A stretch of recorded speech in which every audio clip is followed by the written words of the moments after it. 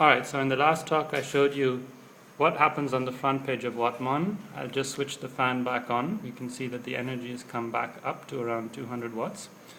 I'm going to show you now a graph of what's happening over time.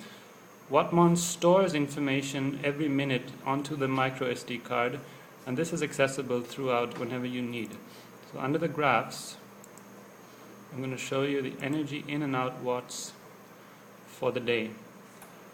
So here you can see at a glance that today I've charged at about 1.4 kilowatts from the solar panels.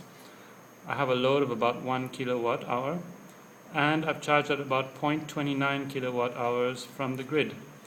These little blue marks here during the night are when the grid kicked in automatically. I'll explain to you how that works, but I've set up a bunch of rules that determine when to switch on and off the grid charger based on the battery state. Here you see a typical solar energy graph with a peak energy of about 290 watts around 10 in the morning. This being a Sunday, the system was not actually being used, and therefore the batteries reached a full state around 10:30 or 11 o'clock, and so the solar energy gradually declined. If I look at yesterday's view, I'll see a different graph. Here it was a little spiky throughout the day because there was some cloud cover, so the energy was not consistent throughout the day, but you see kind of a bell curve here between around 9:30 in the morning and about 2:30 in the afternoon, where you get the maximum output.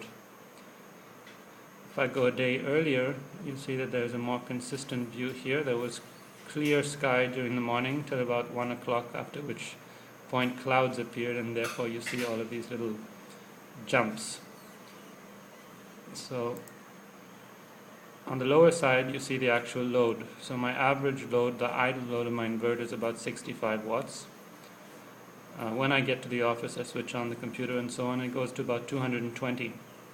So you can quickly get a visual overview of what's happening in your system throughout the day. If I go back to the graphs, I can see the kilowatt hour totals and the battery status.